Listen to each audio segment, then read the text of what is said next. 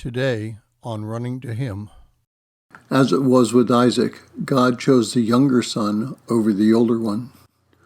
Today's reading from the reading plan is Genesis chapter 25, and we will concentrate on verses 21 through 23 and 29 through 34.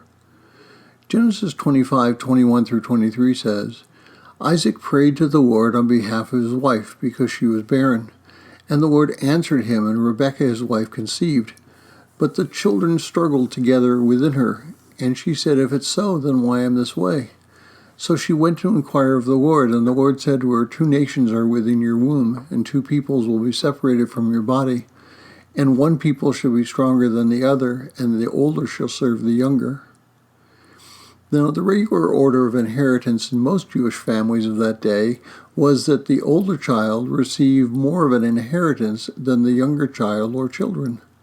In Isaac's case, someone might argue that Ishmael was never part of the line so that he would not qualify. But in Jacob and Esau's case, God chose the older to serve the younger. Now, we are not told if Rebekah ever told Isaac about this message from God. I tend to view the story's blessings as a confirmation that Isaac knew nothing about the message.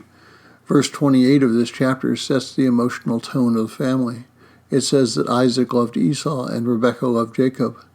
Also, Jacob was a homebody, enjoying the camps of the tents which they lived, verse 27 in the Tanakh.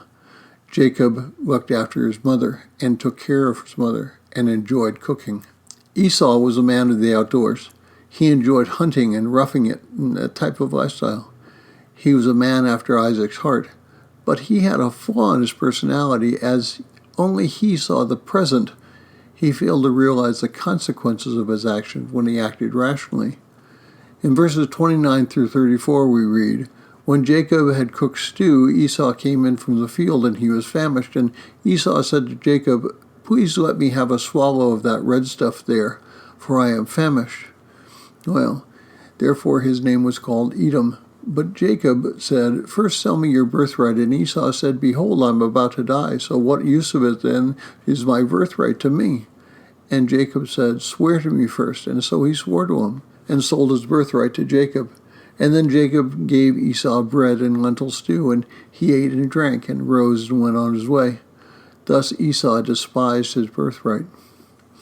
Now Esau trusted only his bodily feelings rather than rationally understanding how his actions would impact himself and his family. This understanding is observed later when he marries a Canaanite woman and descendants of Ishmael. Esau came in from hunting and being tired. Jacob had just fixed some lentil stew. That's a red-colored bean. And Esau begged Jacob to give him some, but Jacob bargained with Esau about Esau's birthright. Esau, in desperation, thought he would die without that food, so he sold his birthright for a meal that would satisfy him only for a few hours. While Jacob certainly took advantage of the situation, both he and Esau shared equal blame. So 2 principles are seen here. The first one is one of perspective. Before you make a rash judgment about some action you're thinking of taking, pause and reflect on the cost of that action. The second principle is we should never consider taking advantage of a situation when we know the other person is risking something far greater than it is worth. Thank you for listening. We pray that today's devotion was meaningful to you. We would love to hear from you.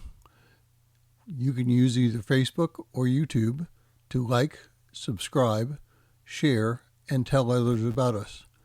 If you would like to contact us, you can reach me at phineasjacobus@runningtohim.net.